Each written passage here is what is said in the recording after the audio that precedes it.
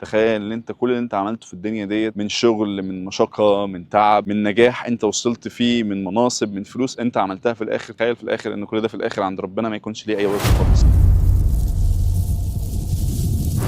ناس كتيرة جدا ناجحة من خلال السوشيال ميديا وبقوا مشاهير جدا وحققوا عز يتمناه اي حد في الدنيا، بقوا مثل اعلى لشباب كتير جدا وبنات، وبقوا بيأثروا على الشباب والبنات دول. هل الفلوس اللي عملتها دي حلال ولا حرام؟ العمل ده ربنا راضي عنه ميزان حسناتهم ولا في ميزان سيئاتهم؟ يا رب طب انا اسلك نفس الطريق ولا لا؟ يا رب ما هو ده الطريق الشهرة اللي الناس بتوصل فيه والناس بتحقق منه مكاسب كبيرة جدا. انا ليه انجح بشهادتي اللي انا واخدها ودرست كتير عشان اتخرج بتخصص معين، انما ممكن بموهبتي او حتى مش بموهبتي ان انا ابقى مشهور ويبقى ليا شعبية كبيرة جدا واحقق مكاسب ماليه واغير حياتي؟ هنا لازم نرجع للدين، لان الدين هو اللي هيرشدنا وهيرجعنا. ربنا عز وجل في القرآن الكريم بيقول: قل هل ننبئكم بالاخسرين اعمالا الذين ضل سعيهم في الحياه الدنيا وهم يحسبون انهم يحسنون صنعا. اقول لكم على الناس اللي هيخسروا كل اعمالهم. مين بقى دول يا رب؟ اولئك الذين كفروا بايات ربهم ولقائه. الناس اللي انكرت اول حاجه ايات ربنا عز وجل، كل العلامات، كل الدلائل، كل البراهين، كل المعجزات حصلت مع انبياء كتيره جدا جدا. اول آدم لحد محمد صلى الله عليه وسلم لها حاجات بتحصل معانا احنا كبشر يوميا، مع الفلوس، مع السلطة، مع الفتن، مع الإيمان بربنا عز وجل ولقاء ربنا. بقى اللي هو فاكر نفسه ان هو في الآخر هيهرب من لقاء ربنا، فاكر ان مفيش ربنا أصلا، فمفيش لقاء أصلا مع ربنا عز وجل. فربنا عز وجل بيقول: فحبطت أعمالهم فلا نقيم لهم يوم القيامة وزنا. تخيل ان انت كل اللي انت عملته في الدنيا ديت من شغل، من مشقة، من تعب، من نجاح انت وصلت فيه، من مناصب، من فلوس انت عملتها في الآخر. تخيل في الآخر ان كل ده في الآخر عند ربنا ما يكونش ليه اي وزن خالص. في الموضوع شبيه ليه؟ انت كشخص بتشتغل وبتسعى في شغلك، كل يوم بتشتغل وتروح كل يوم بتداوم، تسهر مثلا عشان تخلص الشغل ده، وبتحاول بقى تعمل شغلك على اكمل وجه وكل الكلام ده، وسنين كتيره بتضحيها، بس ساعات ما تقضيش وقت مع اهلك في البيت عشان تشتغل اكتر وتجيب فلوس اكتر، وفي الاخر تروح للمدير وتقول له انا عايز ترقيه. تلاقي اصلا المدير اصلا ولا بيسال فيك، ما بيدكش خالص اي تقدير ولا كانك موجود اصلا. يعني احساسك بقى هيبقى عامل ازاي؟ وهنا طبعا في ظلم من المدير نفسه، ولكن ولله مثل الاعلى ربنا عز وجل العادل، مفيش ظلم. لكن طبعا الموضوع اعظم بكتير، لان انت دي في الاخر دي نهايتك، انت مفيش ريتراي، خلاص جيم اوفر. ورانا اهو ايات ورانا معجزات، بس انت بعقلك افتكرت ان الكلام ده مش صح، او سمعت كلام ناس تانية ومشيت وراهم فضليت طريقك. ربنا بيقول: ذلك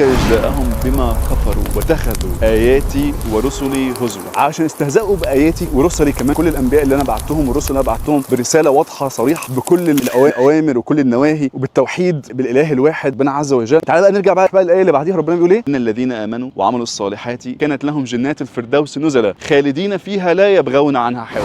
تخيل انت لما تبقى نزيل في جنات الفردوس، انت عندك كل ما تشتهيه الانفس، كل حاجه بتحلم بيها موجوده، لا عين رأت ولا اذن سمعت ولا خطر على قلب بشر. يعني كل اللي احنا بنشوفه في الدنيا ده ما يجيش حاجه ابدا من اللي هيبقى موجود في الجنه، هيبقى اعظم منه بمليار مره. رحت المكان اللي انت خلاص فيه الاستقرار بتاعك، خلاص وقت الاختبار انتهى، دلوقتي انت في اللحظه دي انت مع ربنا عز وجل. ما تتكسفش، ده ربنا عز وجل اطلب اللي انت عايزه كله، كل لحظه استمتاع، ما فيش بقى ملل، خلاص الخلود الابدي. وربنا عز وجل شوف من بعد ما يقول لك ان في عذاب وكل حاجه، او حتى الناس دي ملهاش وزن، بس يا عم ربنا بيقول لك ان انت عندك فرصه، انت تؤمن بيا، انت ترجع لي، انت تستغفر لي وتتوب الي، انا همسح لك كل اللي انت عملته في حياتك وهتبدا صفحه جديده معايا، بس بتكون من قلبك فعلا، وتكون انت مش ناوي ترجع تاني للمعصيه ديت. انا الدنيا دي هعيش فيها قد ايه؟ هعيش فيها 100 سنه بالكتير. طب وبعدين؟ ما انا اصلا لما بكبر شويه وببدا ان انا ابقى عندي شيخوخه، صحتي بتبقاش زي الاول، ما بقاش عندي القدره اللي عندي دلوقتي، كل حاجه بتخلص في الاخر. زي ما انت بتكون عارف انت عندك امتحان، والامتحان ده انت بتحاول تقعد تحل الورقه لغايه اخر ثانيه عشان تجيب اعلى درجه، فانت نفس الحكايه في الدنيا دي، عندك لغايه اخر وقت، انت مش عارف وقتك امتى هيخلص، مش عارف امتى هتسحب منك الورقه، انت كل فرصه تجيلك فيها انك تعمل خير يبقى ليك اثر في الدنيا ديت، اثر عظيم، تبقى خليفه فعلا ربنا في الارض، انك تؤمر بالمعروف وتنهى عن المنكر، ما ترددش ولا ثانيه انك تعمل ده، طبعا كله في سلام. كنت فظا غليظ القلب لانفضوا من حولك. لا اكراه في الدين، قد تبين الرشد من الغي، اللي عايز يؤمن هيؤمن، اللي مش عايز يؤمن براحته. ما عليك الا البلاغ